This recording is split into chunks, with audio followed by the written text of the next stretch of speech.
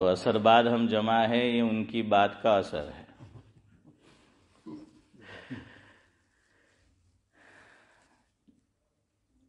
چلے یہاں سے شروع کرتے ہیں۔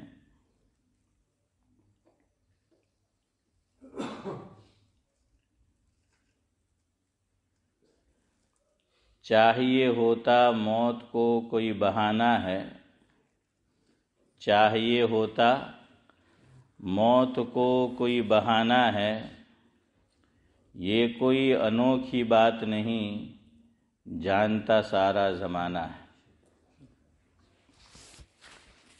چاہیے ہوتا موت کو کوئی بہانہ ہے، یہ کوئی انوکھی بات نہیں، جانتا سارا زمانہ ہے۔ بنا کر کوئی بہانہ موت آ جاتی ہے، بنا کر کوئی بہانہ موت آ جاتی ہے، اور آدمی کو اپنے ہمراہ لے جاتی ہے۔ کوئی کچھ کر نہیں پاتا، سب دیکھتے رہ جاتے ہیں، کوئی کچھ کر نہیں پاتا، سب دیکھتے رہ جاتے ہیں، اور بس صرف انا للہ کہتے رہ جاتے ہیں۔ سلام کوئی ہو موت سب کا مقدر ہے، سلام کوئی ہو موت سب کا مقدر ہے، سامنے اس کے ہار جاتا فاتح سا سکندر ہے۔ سکندر بھی ہار گیا نا، جس نے ایک عالم کو فتح کیا لیکن موت کے سامنے ہار گیا۔ ہر آدمی یہاں مسافر ہے، ہر آدمی یہاں مسافر ہے، مسافر کو گھر تو اپنے جانا ہوتا ہے، مسافر کو گھر تو اپنے جانا ہوتا ہے، بنا لے چاہے عالی شان کوٹھی اور محل، بنا لے چاہے عالی شان کوٹھی اور محل، قبر ہی بالآخر سب کا ٹھکانہ ہوتا ہے۔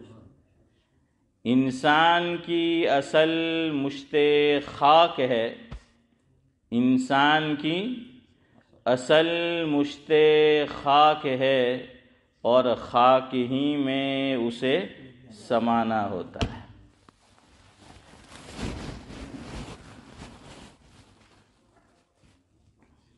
آج وہ چلے گئے، کل ہماری بھی باری ہے۔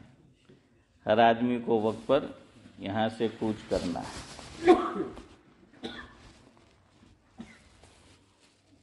میں نے ہمارے علی میاں شیخ، اللہ تبارک و تعالیٰ ان کو سلامت رکھے، ان سے میں نے کئی عرصے پہلے بھی سنی تھی یہ بات، لیکن دوبارہ میں نے پھر اس کو تازہ کیا کہ میں پھر پوچھ لوں، تو میں نے قاسم چچا کے انتقال کے بعد ان سے پھر پوچھا کہ آپ نے جو بتایا تھا ذرا ریپیٹ کر دے، تاکہ صحیح مفہوم آپ کے سامنے آ سکے کہ وہ کیسے اس مسجد کے ممبر بنے تھے۔ تو انہوں نے بتایا کہ پہلے یہ جو ہماری مسجد ہے آپ جانتے ہیں 2 مکان مل کر بنائی گئی ہے، 70 اور 72۔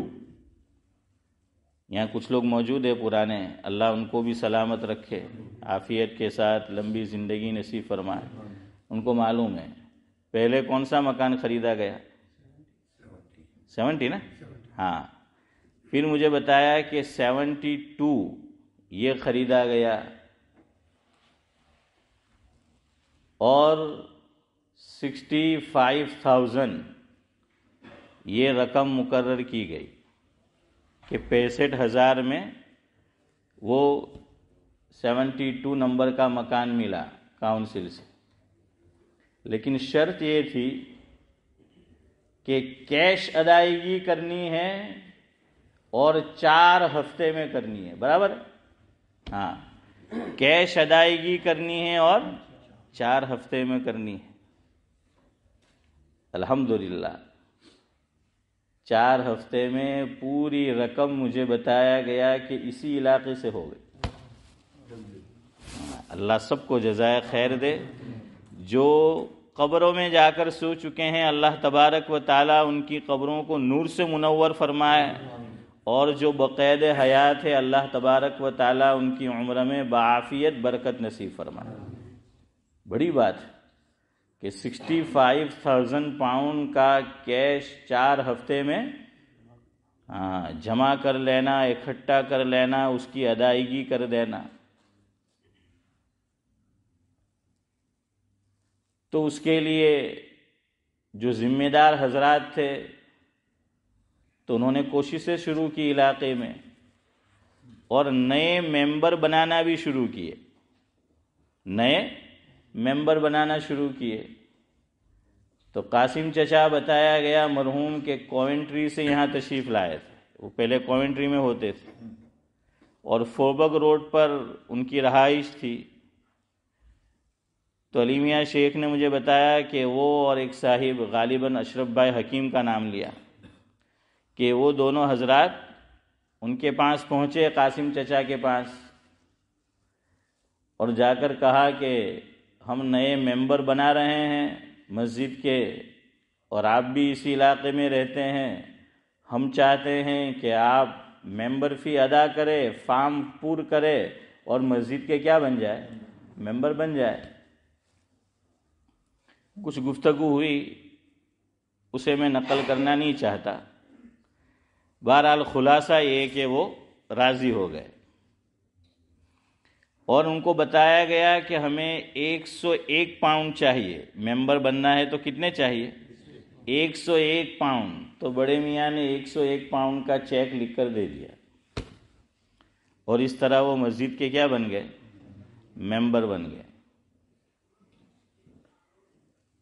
پھر یہ بتایا گیا مجھے کہ ان کو کچھ ہنر بھی آتے تھے۔ ان میں سے ایک ہنر تھا کہ وہ الیکٹریشین کا کام جانتے تھے، الیکٹرک کا، نیز پلمبر کا کام بھی جانتے تھے، پلمبرنگ کا، اور تیسرے نمبر پر بتایا کہ کچھ ستھاری کا کام بھی جانتے تھے۔ تو گویا کہ بڑے میاں آل راؤنڈرز ہیں۔ ہاں، اللہ تبارک و تعالیٰ نے بہت سے ہنروں سے نواز رکھا تھا۔ تو ضرورت پڑنے پر بتایا گیا کہ جو کچھ آتا تھا ان کو، اس سے بھی انہوں نے مسجد کی خدمت کی۔ اور سب سے بڑی ان کی خوبی، جیسا میں نے جمعہ کے دن بھی آپ کو بتایا تھا، عرض کیا تھا، مسجد کو وقت دینا ہے، یہ بڑی خوبی ہے۔ اور آپ سب اس کی گواہی دیں گے، شہادت دیں گے، بڑے میاں نے وقت دیا کہ نہیں؟ نہ صرف یہ کہ وقت دیا، بلکہ بھرپور وقت دیا، اور اسی کی برکت تھی مسجد کو وقت دینے کی۔ اللہ تبارک و تعالیٰ نے ان کی زندگی طویل کی، لمبی کی، ان کو بھی جینے کا بھرپور وقت دیا کہ جیو، خوب جیو۔ اور زندگی بھی دیکھیے، وہ کسی کے محتاج نہیں بنے ہیں۔ ہاں، بالکل اخیر میں وہ لکڑی ان کے ہاتھ میں آئی۔ تو ایک دن میں نے ان کو مذاق میں کہا بھی، میں کہ قاسم چچا چھلے آئی تو ہارو، باقی تمہارو مزاج ذرا غصہ وارو بھی میں کہ جھپٹی کاٹے تمہیں کوئی نہیں ہے۔ تو ہنسنے لگے۔ تو تندرست رہے ہیں، ہاں، بلکہ کیسی تندرست تھی۔ میں نے، جاوید بھائی بھی تھے، پتہ ہے نا آپ کو، اخیر میں ایک ملاقات یہاں ہوئی، تو میں نے کہا قاسم چچا آپ زیادہ نظر نہیں آتے مسجد میں۔ تو انہوں نے 2 باتیں بتائی۔ تو ایک بات انہوں نے اس سے پہلے بھی مجھے بتائی تھی۔ میں نے کہا اب آپ زیادہ نظر نہیں آتے مسجد میں، اللہ اکبر، بڑی چیز ہے۔ ہاں، قرآن کریم نے نکاح کا مقصد بیان کیا۔ ایک جگہ پر، ایک مقام پر قرآن کریم کہتا ہے وَمِنْ آيَاتِهِ أَنْ خَلَقَ لَكُم مِّنْ أَنفُسِكُمْ أَزْوَاجًا لِتَسْكُنُوا إِلَيْهَا وَجَعَلَ بَيْنَكُم مَّوَدَّةً وَرَحْمَةً۔ ہاں، قرآن کریم نے دو باتیں کی ہے، دو مقصد بیان کیے نکاح کے بطور خاص اس آیت کریمہ میں، کہ ہسبینڈ اینڈ وائف نکاح کے ذریعے سے دونوں کیا حاصل کریں؟ سکون حاصل کریں۔ اس میں وہ سب باتیں آ گئی کہ جس سے سکون حاصل ہوتا ہے۔ اللہ نے جو چیز انسان کے اندر رکھی ہے، دوسری بات بیان فرمائی وَجَعَلَ بَيْنَكُمْ مَوَدَّةً وَرَحْمَةً۔ ہاں، رحمت اور مودت پیدا فرما دی۔ جب نئی نئی شادی ہوتی ہے، نوجوانی کی عمر ہوتی ہے، تو اس وقت وہ ایک الگ چیز، لیکن جب بڑھاپا طاری ہو جاتا ہے، بڑی عمر ہو جاتی ہے، اللہ رب العزت فرماتے ہیں کہ ہم نے دونوں کو ایک دوسرے کے حق میں کیا بنا دیا؟ رحمت۔ ہاں، دونوں کو رحمت بنا دیا۔ حضرت شیخ الحدیث مولانا محمد زکریا صاحب نور اللہ مرقدہ کی طرف نسبت کرتے ہوئے ایک بات کتابوں میں لکھی گئی ہے کہ ایک بڑی میاں کی عورت کا انتقال ہو گیا، بڑے میاں کی، تو بڑے میاں بڑے رو رہے تھے، تو کسی نے آ کر کہا کہ کیوں روتے ہو، دوسری کر لینا ہے، کیوں روتے ہو، دوسرا نکاح کر لینا۔ تو کہا کہ نہیں، میں یہ نہیں چاہتا کہ میں دوسرا نکاح کروں، اصل میں بات یہ ہوتی ہے کہ بیوی جب بوڑھی ہو جاتی ہے تو وہ ماں کی طرح ہو جاتی ہے، یعنی ماں جس طرح بچے کی دیکھ بھال کرتی ہے، جس طرح ان کا خیال کرتی ہے، تو فرمایا مجھے شادی کی حاجت نہیں ہے، ضرورت نہیں ہے، جانے والی میرا بڑا خیال رکھتی تھی۔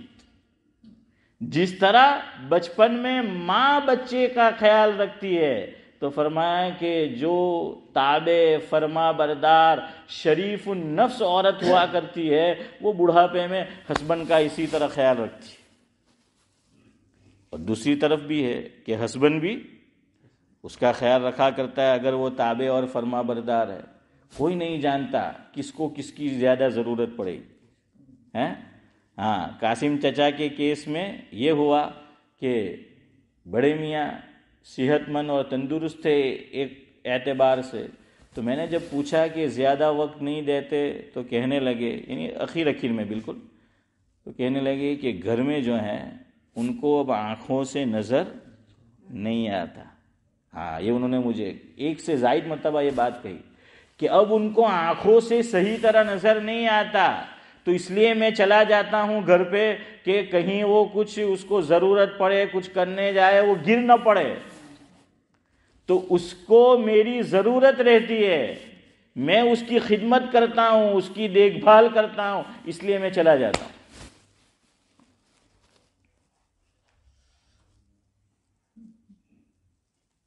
بہت کم مرد ایسے ہوتے ہیں، ہم سب مرد ہیں لیکن معافی کے ساتھ، عورتیں تو شوہر کی بڑی عمر میں خدمت کرتی ہے، بہت کم مرد ہوتے ہیں جو عورت کی خدمت کرتے ہیں۔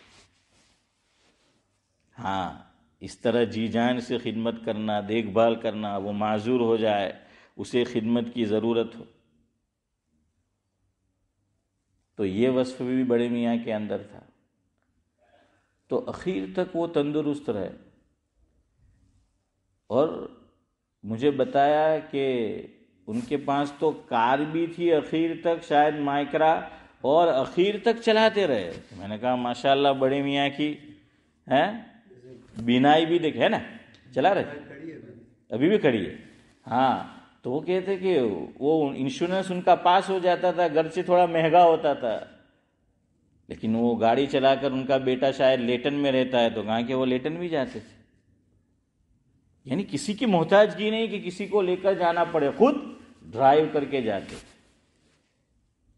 یہ سب اللہ کے گھر کی خدمت کی برکت ہے۔ لیکن ایک بات یاد رکھیں، اللہ کے گھر کی خدمت کا موقع مل جانا یہ اس وقت کمال کی بات ہے کہ جو ذمہ دار بنے ہیں مسجد کے خدام کی ضرورتوں کا خیال کرنا ان کا اولین فرض ہے۔ شیطان دھوکے میں ڈالتا ہے کہ ہمارے ذمے تو مسجد کی خدمت مل گئی ہے، ہم ذمہ دار بن گئے۔ نہیں، یہ بھی آزمائش ہے۔ ہاں، یہ بھی آزمائش ہے۔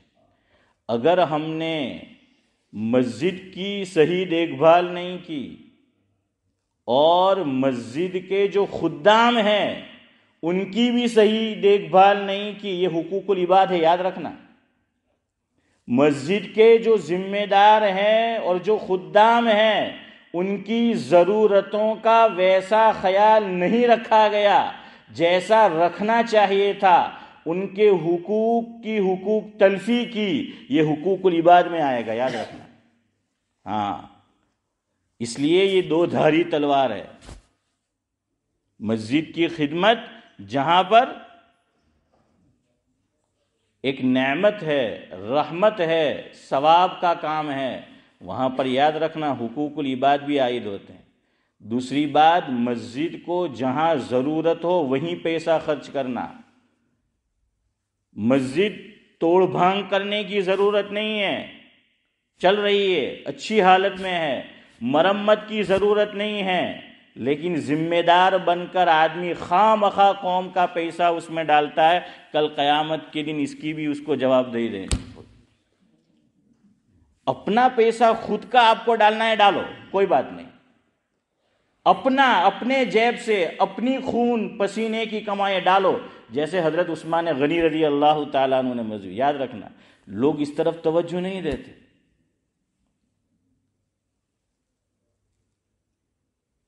آپ کو ایک بات بتاؤں، حوالے کے ساتھ بتاؤں، بڑا ڈر لگتا ہے۔ حضرت ابو ذر غفاری رضی اللہ تعالیٰ عنہ، انہوں نے وصیت کی تھی کہ عثمان غنی کا دور ہے رضی اللہ تعالیٰ عنہ، جو بھی حکومت کے کام کو کر رہا ہے، کارندہ ہے، فرمایا نہ اسے میری نماز جنازہ پڑھوائی جائے اور نہ ان سے میرا کفن دفن دلوایا جائے، نہ غسل دلوایا جائے۔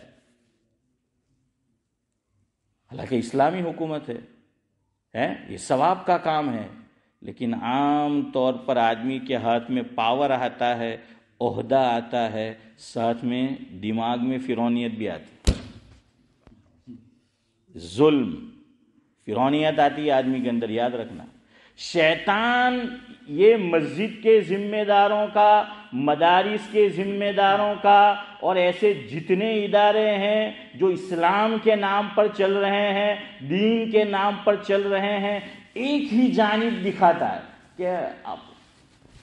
کہ اللہ نے تو بو کرم એમ કે અમને મસ્જિદનો મોકો મળ્યો. મેં કે નહીં કરમની આ મામલો છે ગરમ. اب تم دیکھو تم کیا کرتے ہو. اسی لیے تو اسلام میں عہدہ خود سے مانگنا، اس کی کوشش کرنا یہ پسندیدہ ہی نہیں ہے. حضور نے منع فرمایا بلکہ بددعا دی. مفہوم ہے کہ جو خود سے عہدہ لینے کی کوشش کرے اللہ تعالیٰ اس کی مدد نہیں کرتا. اس لیے یاد رکھو جہاں جہاں تک میری بات پہنچ رہی ہے، اور حوالہ میں آپ کو دیتا ہوں، فقیہ العصر سید السادات حضرت مولانا مفتی سید عبد الرحیم صاحب لاجپوری نور اللہ مرقدہ کے فتاوی اردو زبان میں بھی چھپے ہوئے ہیں، گجراتی لینگویج میں بھی ہیں اور انگریزی میں بھی ہے. کچھ جلدیں اس میں، یہ تو ساری جلدوں میں ہیں، گجراتی لینگویج میں بھی، انگلش میں بھی اور اردو میں بھی، کہ مسجد کے ذمہ دار جو ہیں ان کو مسجد کے خدام کا خیال رکھنا ضروری ہے. مسجد کے پاس انکم موجود ہے، پیسہ موجود ہے، اور جو مسجد کے خدام ہیں، چاہے وہ امام ہو، چاہے مؤذن ہو، چاہے کوئی اور ہو، اور اس کی فیملی وہ دیکھا جائے گا کتنی ہے، چھوٹی ہے، بڑی ہے، کتنے کھانے والے لوگ ہیں، وہ اپنی ڈیوٹی صحیح انجام دے رہا ہے.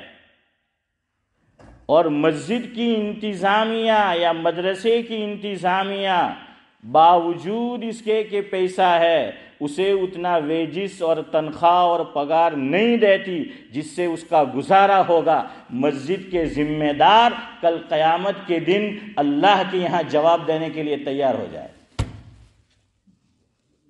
حوالے کے ساتھ کہہ رہا ہوں، میری بات نہیں ہے، اس طرف دھیان نہیں ہے، بہت کم، پوری دنیا کی یہ حالت ہے. دوسری بات، قوم دے رہی ہے، تمہیں اپنی جیب سے نہیں دینا ہے، قوم دے رہی ہے. لیکن سوچو کہ جو ذمہ دار ہے ان کا دل نہیں کرتا دینے کو. میں سوچتا ہوں اگر ان کو اپنے جیب سے دینا ہوتا تو کیا کرتے؟ قوم کا پیسہ نہیں دیا جا رہا، ہزار بہانے بناتے ہیں، فلاں ہے، یہ ہے، وہ ہے. اور یہ ایک کتاب نہیں، آپ فتاویٰ کی کتابیں اٹھا کر دیکھ لیجئے. اور میں آپ کو اسلام کا فلسفہ بتاؤں، یاد رکھو، یہاں کی جو گورنمنٹ ہے، اللہ کرے ان کو ہدایت نصیب ہو جائے، ہم لوگ ان سے فائدہ اٹھاتے ہیں مالی طور پر، لیکن وہ کس طرح رولنگ کر رہے ہیں. ہمارے ایک بزرگ تو فرماتے تھے، پتہ نہیں میں یہ جملہ بولوں کہ نہیں، فرمایا کہ قرآن کریم یوں کہہ رہا ہے 4 پارے میں، وَمَا يَفْعَلُوا مِنْ خَيْرٍ فَلَنْ يُكْفَرُوهُ، کہ تم 1000 قنوت نازلہ پڑھ لو فجر کی نماز میں، دعا میں 1000 تم بد دعا کر لو، لیکن ان کے دفاعی کام، یہ بوڑھوں کی خدمت، کمزوروں کی خدمت، بیواؤں کی خدمت اور معذوروں کی خدمت، ضرورت اور حاجت مندوں کی خدمت کرتا ہے. فرمایا ان کے یہ کام قنوت نازلہ تمہاری ایک طرف، ان کا بال بھی کا نہیں ہوگا. وہ کر رہے. یہاں کیا قانون ہے ذرا سوچو. اور ہم مسجد کو کیسے رن کر رہے ہیں، ہم مکتب کو کیسے رن کر رہے ہیں، ہم مدرسے کو، دارالعلوم کو، جامعہ کو کیسے رن کر رہے ہیں. وہ دیکھو، ایک آدمی یہاں کام کرتا ہے اور اس کے 4 بچے ہیں، اس کی تنخواہ آپ جان لو اتنی ہے، حکومت پوچھتی ہے آپ سے، اور اس کا گزارا نہیں ہوتا تو بقیہ رقم کون دیتا ہے؟ بیت المال دیتا ہے نا. ارے بولو، سب کو معلوم ہے نا، یہ کوئی ایسی بات تو نہیں کہ ہم نہیں جانتے. یہ لوگ کہہ سکتے تھے کہ تم اپنے ملک سے آئے، اپنی مرضی سے آئے اور تم ہنر سیکھ کر نہیں آئے، ہم کیا کریں؟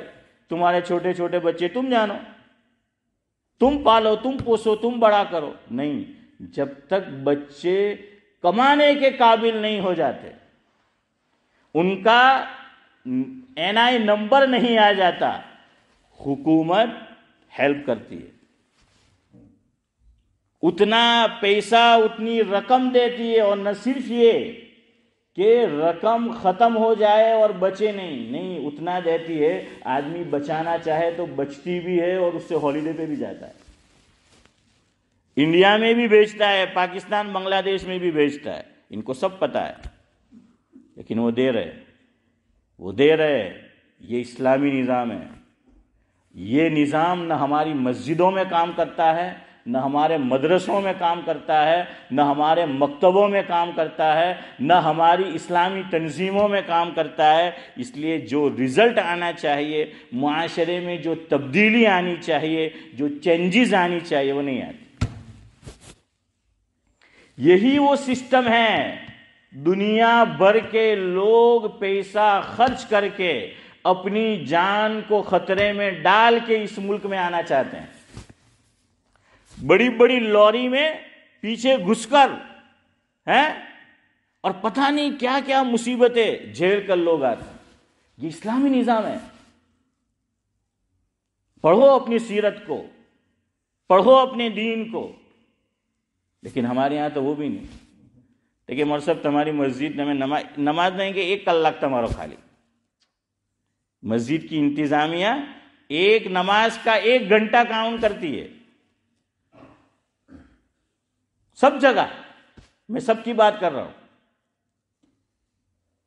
اور پورا دن یہ بندھا ہوا ہے تمہارے لیے. اور ہماری نظروں میں اسلامی ڈگری کی قیمت نہیں ہے. یعنی ہم لوگ یہ تو دیکھتے ہی نہیں کہ اس نے اتنے سال جامعہ میں پڑھا ہے، دارالعلوم میں پڑھا ہے، مدرسے میں پڑھا، اس کی ڈگری ہے، عالم کی ڈگری، حافظ کی ڈگری، قاری کی ڈگری، مفتی کی ڈگری، ہماری ہی نظر میں ویلیو نہیں ہے تو پھر اوروں کی نظر میں کہاں سے ہو؟ اس کی تو کوئی ویلیو نہیں ہے کہ اتنے سال وہ لگا کر آیا ہے۔ ارے ہم اپنی بیٹی ان کے نکاح میں دینا نہیں چاہتے، کیوں؟ کہ کھا ہے ہوں تو میں کہ تمہیں دیتا نہیں کہ کھائی تو پچھی کہاں تھی کھاوانا۔ یہ میں اللہ کے گھر میں بیٹھا ہوں، میں عام بات کر رہا ہوں، سب جگہ کی بات کر رہا ہوں۔ ہاں یہ دنیا، یہ پورے یو کے کا ماحول ہے، بلکہ پورے عالم کا ماحول ہے، آپ جا کر دیکھیے، اور یہ اللہ کے یہاں پوچھ گچھ ہوگی۔ مسجد کی اصل آبادی خدام سے ہے۔ ہم مسجد کی زیب و زینت میں، رنگ و روگن میں ہزاروں لاکھوں پاؤنڈ خرچ کر دیتے ہیں اور اسے ثواب کا کام سمجھتے ہیں۔ مسجد کے خدام کی ضرورت کو پورا کرنا ہمارے ذہن میں آتا ہی نہیں کہ یہ بھی ثواب کا کام ہے۔ آج بات آئی ہے، غالب مجھے اپنی تلخ نوائی میں کیجیے معاف، آج میرے دل میں کچھ درد سوا ہوتا ہے۔ ویسا جو ہے وہ معاملہ ہے۔ آپ ذرا دیکھیے، یہ اسلامی بیت المال کا نظام تھا۔ حضرت عمر فاروق رضی اللہ تعالیٰ عنہ کا وہ جملہ آپ نے سنا ہے کہ ایک کتا بھی عمر فاروق کی امارت میں، اس کی حکومت میں بھوک سے مر جاتا ہے، کل قیامت کے دن اللہ رب العزت عمر فاروق سے اس کا سوال کرے گا۔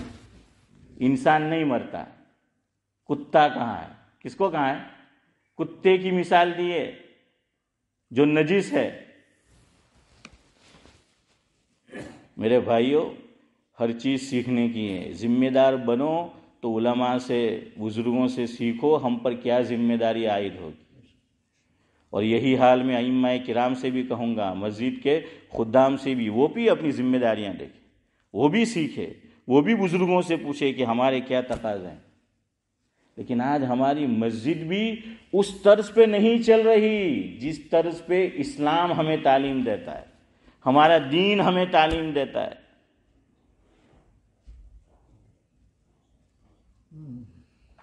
انڈیا میں بھی آپ دیکھیں، ہمارے جو گاؤں ہیں ہماری طرف ہیں، کتنی زمینیں ہمارے باپ دادا کیا کر کے گئے؟ وقف کر کے گئے۔ لاکھوں روپے بینک میں پڑے ہوئے، لیکن وہاں نہیں دیں گے۔ پتہ نہیں یہ خزانے کو جمع کر کے کیا کرنا ہے۔ اور دیکھیے، جتنا ایک فرشتہ روزانہ، حضرت شیخ نے بھی نقل کیا ہے مفہوم ہے، یہ اشرف بھائی کیا بولتا ہے، جو خرچ کرے اس میں برکت ہو اس کے۔ اور دیکھیے میں نے ابھی کہا 72 مکان ایک ہفتے میں 65,000 ضرورت پڑی ہو گئے نا۔ تو اللہ پر بھروسہ کرو، اللہ پر بھروسہ رکھو۔ یوٹیوب پہ آپ جا کر سرچ کرنا، مجیب الرحمن شامی ٹوک وتھ مفتی اعظم پاکستان علامہ مفتی محمد رفیع عثمانی صاحب نور اللہ مرکزہ، وہ انٹرویو ہے، موجود ہے، آپ دیکھ لینا۔ اس میں بڑی یونیورسٹی کی طرح بنایا ہے کراچی میں، دارالعلوم کراچی، آپ جا کے کبھی زیارت کرنا، بڑا شاندار جو ہے وہ دارالعلوم ہے۔ حضرت نے اس میں فرمایا ہے کہ ہمارے یہاں دنیا بھر میں کوئی سفیر ہمارے دارالعلوم سے چندہ کرنے نہیں جاتا، کوئی سفیر نہیں جاتا، اور کروڑوں روپے کا خرچہ ہے۔ فرمایا کہ یہ سب کیوں چل رہا ہے؟ فرمایا کہ ہر سال ہم 2 کام کرتے ہیں، ایک مہنگائی کا الاؤنس، کہ مہنگائی کی شرح بڑھتی ہے۔ فرمایا نیچے سے لے کر اوپر تک ایک مطبخ میں کام کرنے والا کارکن، اس کی تنخواہ بھی ہم کیا کرتے ہیں؟ وہ بڑھاتے ہیں۔ ایک تو اس طرز پہ بڑھا، کس پر؟ مہنگائی۔ دوسرا، ہر سال ویجز بڑھاتے ہیں۔ تو فرمایا کہ ایک بھی دنیا میں ہمارا سفیر چندہ کرنے نہیں جاتا، اور ہر سال ہمارا بجٹ کیا ہوتا ہے؟ اوپر سے اوپر جا رہا ہے. فرمایا کہ جتنا ہم خدام کی تنخواہ بڑھاتے ہیں اللہ تعالیٰ اتنا ہی چندہ بھیجتا ہے. چھوٹی سی جگہ نہیں ہے، چھوٹا سا دارالعلوم نہیں ہے، بڑا دارالعلوم ہے، دارالعلوم کراچی مفتی تقی صاحب کا. فرمایا ہر ایک کا. اس لیے بھائی اس کے بھی تقاضے ہے. لیکن قاسم چچا کو ماشاءاللہ کہنا پڑے، میں نے تو کبھی اتنے سالوں میں کسی مسجد کے خادم کی بے عزتی کر کے ان کو نہیں دیکھا کہ انہوں نے بے عزتی کی ہو. اور میرے ساتھ تو تعلق تھا، کبھی بھی جو ہے اس طریقے سے وہ پیش نہیں آئے، ہمیشہ اچھی طرح اور محبت سے جو ہے وہ پیش آئے. اللہ تبارک و تعالیٰ نے دیکھے موت بھی کتنی اچھی نصیب فرمائی. عید کا دن کس کا دن ہوتا ہے؟ انعام کا دن ہے نا. عید کا دن انعام کا دن ہے اور اللہ تعالیٰ میزبان ہے، اس لیے عید کے دن روزہ رکھنا بھی حرام ہے. اللہ فرماتے ہیں میری میزبانی کرو. آج روزہ رکھنا ثواب نہیں، گناہ کا کام. اور اللہ نے بڑے میاں کو کس دن بلایا؟ میزبانی کے دن بلایا ہے، میزبانی کے دن بلایا، انعام کے دن اپنے پاس بلایا. اور جب ان کو مسجد کے سامنے فلیٹ ملا تو میں نے بڑے میاں سے کہا، میں کہ قاسم چچا آ تمہیں اللہ نہ گھرنی ہوں کہی رہی خدمت کہی رہی وقت آئی پو تو اللہ تعالیٰ اوے تمونے تے وقت نہیں آئے ہو کہ مسجد تھی اوے دور جا ہے، مسجد نہیں آوا ہے، بالکل مسجد نہ پاہے گھر آپ فلیٹ آپ ہی دی تو ہے تاکہ وہ یہاں آ جا سکے.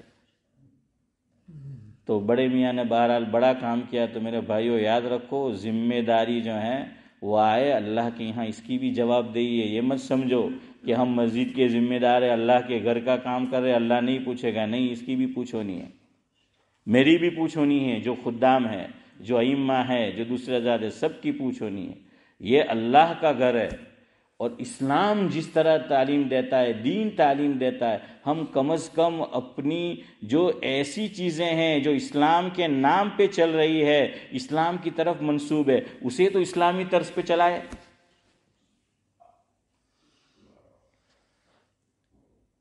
تو ایک تو یہ خوبی تھی ان کے اندر. دوسری بات دیکھیے، جہاں ضرورت پڑی بڑے میاں نے اس میں حصہ لیا. سینٹر کے بھی اس بھائی کو معلوم ہوگا، وہ ایک زمانے میں ممبر رہے ہے نا قاسم چچا. جب ضرورت پڑی سینٹر میں بھی ممبر رہے. پھر ہماری جو نارتھ لنڈن مسلم ہاؤسنگ ایسوسیشن جو ہیں اس کے اندر بھی ضرورت پڑی، اس کے بھی جو ہیں وہ ممبر رہے. اور کئی سالوں سے ڈابھیل میں جو ہاسپٹل ہے گارڈی ہاسپٹل ہے اس کا بھی وہ چندہ کرتے رہے. اور مجھے احمد علی بھائی نے بتایا، ہم قبرستان سے جب آ رہے تھے، کہ بڑے میاں کو اتنی فکر تھی ہسپتال کا جو چندہ کرتے تھے. اب تو ان کو بھی معلوم تھا. میں نورانی بھائی جب ان کو ہسپتال میں دیکھنے گئے تو وہاں پر ان کے دونوں بیٹے بھی موجود تھے. تو مجھے کہنے لگے کہ مول صاحب اوے تو وہ ختم تھے یو ایم کے، اوے ختم مارو ٹائم ایم کے بس اوے مارو ٹائم ایم کے ختم تھے.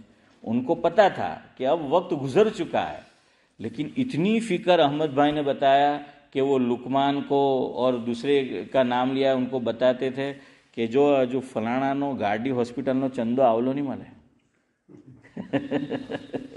ہے دیکھیں فلاں کا چندہ نام لیے، فلاں فلاں کا آیا نہیں ہے. میں نہ بھی رہوں تم چندہ لینا ان سے. ابھی ان کا جو ہے وہ چندہ نہیں آیا. یعنی اتنی فکر اس میں ان کو کیا ملنے والا ہے، لیکن نہیں، تو وہ کرتے رہے. اور اللہ تعالیٰ نے تو بڑے میاں کی زندگی دیکھی عجیب و غریب. ڈاکٹر تک کو انہوں نے جھٹلا دیا ان کی زندگی نے. کیا مانا؟ بہت سال پہلے ڈاکٹروں نے ان کو کہہ دیا تھا کہ ابھی تمہارا ٹائم آ گیا، اب آپ چند دنوں کے کیا ہے مہمان ہیں. اللہ اکبر. اس کے بعد بڑے میاں نے 40-50 سال اور جیے، تب منع کر دیا تھا. ہاں ڈاکٹر کو اشرف بھائی کہہ رہے قبر میں پہنچا دیا، واقعی ہیں، لیکن وہ رہے. تو پتہ چلا زندگی اور موت ڈاکٹروں کے ہاتھ میں نہیں ہے. کس کے ہیں؟ اللہ کے ہاتھ میں. આપણે તા કહીએ ને કે જેને અલ્લાહ રાખે તેને કોણ ચાખે, હે જેને અલ્લાહ રાખે તેને કોણ ચાખે. تو یہ سب رفاہی کاموں کی مساجد کی برکت ہے. ایک بات یاد رکھو، نبی کریم صلی اللہ علیہ وسلم کو نبوت دینے سے پہلے حضور سے بھی رفاہی کام کروائے گئے. رفاہی کام سمجھتے ہو؟ سوشل ورک، خدمت، سوشل ورک. نبی سید الانبیاء ہے، نبوت سے پہلے یہ کام کروائے گئے. اور جو یہ کام کرتا ہے، اللہ کے مخلوق کی خدمت کرتا ہے، دیکھ بھال رکھتا ہے، اللہ تعالیٰ بھی اس کی دیکھ بھال کرتا ہے.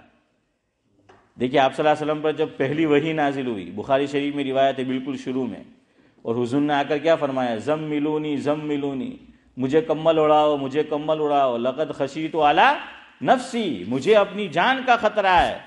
صدیق حضرت خدیجہ رضی اللہ تعالی عنہا نے اس موقع پر 5 کام گنوائے حضور کے کہ اللہ تعالیٰ کبھی آپ کو رسوا نہیں کرے گا، آپ کے ساتھ کوئی غلط چیز نہیں ہوگی. کیوں؟ آپ کیا کرتے ہیں؟ 5 کے سوشل ورک ہے وہ سارے،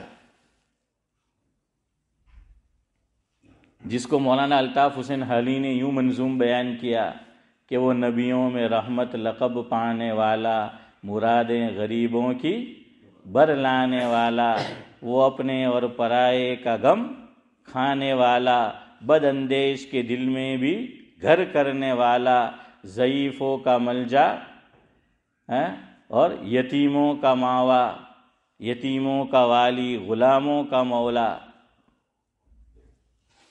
اتر کر ہیرا سے سوئے قوم آیا، اور ایک نسخہ کیمیا ساتھ لایا.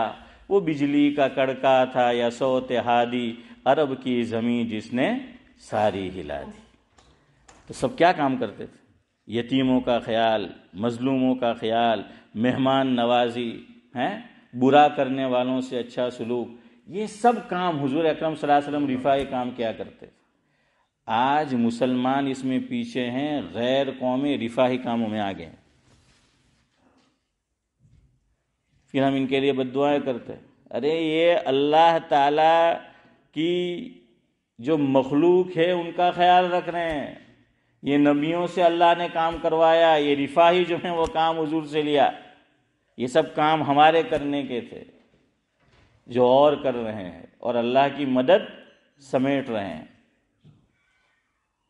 تو یہ ہسپتال کا کام بھی کیا ہے؟ رفاہی کام ہے. اور بڑے میاں نے جاتے جاتے بھی ہسپتال کا خیال جو ہے وہ رہا. بہرحال وقت ہوا ہے اب تو اس لیے اپنی گفتگو میں سمیٹ رہا ہوں.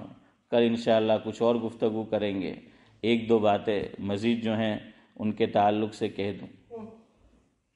علماء نے لکھا ہے انسان کتنا بھی طاقتور ہو، کتنا بھی پہلوان ہو، ہر اعتبار سے طاقتور ہو، مال، جان، باڈی، جسم، ہر اعتبار سے 2 موقع پر ٹوٹ جاتا ہے. 2 موقع پر وہ کیا ہے؟ ٹوٹ جاتا ہے. ایک جب اپنی لخت جگر نور نظر اس کو کسی اور کی نظر کرنا ہو. بیٹی کو بیاہ نہ ہو، اس باپ سے پوچھو کیا گزر رہی ہے، جس نے بچپن سے پال کر پوس کر محبت سے بڑا کیا، آج کسی اور کے حوالے کر دینا ہے اس کو. اس وقت آدمی بڑے سے بڑا طاقتور اور پہلوان وہ بھی ٹوٹ جاتا ہے. وہ اگر آنکھوں سے آنسو جاری نہیں ہو رہے تو وہ اندر ہی اندر رو رہا ہے. ماں تو رو کے دل ہلکان کر لیتی ہے، باپ کی محبت کچھ اور ہوتی ہے. وہ اندر ہی اندر ٹوٹ رہا ہوتا ہے، وہ اندر ہی اندر رو رہا ہوتا ہے. دوسرا موقع جب باپ کے سامنے بیٹا یا بیٹی کا جنازہ اٹھے اور اس باپ کو بیٹا یا بیٹی کے جنازے کو کندھا دینا پڑے، اور میت باپ کے کندھے پر ہے بیٹے یا بیٹی کی، کہتے ہیں دنیا میں اس سے وزنی اور بھاری چیز کوئی نہیں ہوتی. اس سے وزنی چیز کوئی نہیں ہوتی. اس کا دل جانتا ہے اس پہ کیا گزر رہی ہے. قاسم چچا کی ایک ہی بیٹی تھی، ایک لوتی ہے نا، اس کا بھی ان کے سامنے کیا ہوا تھا؟ انتقال ہوا تھا نا. اس کا بھی جو ہے وہ انتقال ہوا. لیکن بڑے میاں کی زندگی آپ دیکھیں ہیں. داغ دہلوی نے ایک شعر لکھا ہے، اس پہ اپنی گفتگو ختم کرتا ہوں اور دعا کرتے ہیں ہم سب اللہ تبارک و تعالی مرحوم کی مغفرت فرمائے، کروڑ کروڑ چین و سکون نصیب فرمائے، جنت و فردوس میں اعلیٰ مقام نصیب فرمائے. بڑے ہمت اور حوصلے والے کا کام ہے کہ اس کے بعد بھی ہنستے ہوئے زندگی گزارے ہیں اور اللہ کے فیصلوں پر راضی رہے، رضا بر قضا. ہاں، جس کو مولانا محمد علی جوہر نے کہا تھا وہ دو چیزیں. تو ایک داغ کا شعر سنو اور پھر جوہر کا، کہ جو جوہر اللہ تعالیٰ نے مرحوم میں رکھا تھا. داغ دہلوی نے لکھا ہے، دل اس مزاج کا پروردگار دے، دل اس مزاج کا پروردگار دے، جو رنج و غم کی گھڑی کو بھی خوشی سے گزار دے. ہیں؟ اور مولانا محمد علی جوہر نے کہا تھا کہ ہر رنگ میں راضی برضا ہو تو مزہ دیکھ، ہر رنگ میں راضی برضا ہو تو مزہ دیکھ، اور دنیا ہی میں بیٹھے ہوئے جنت کی فضا دیکھ.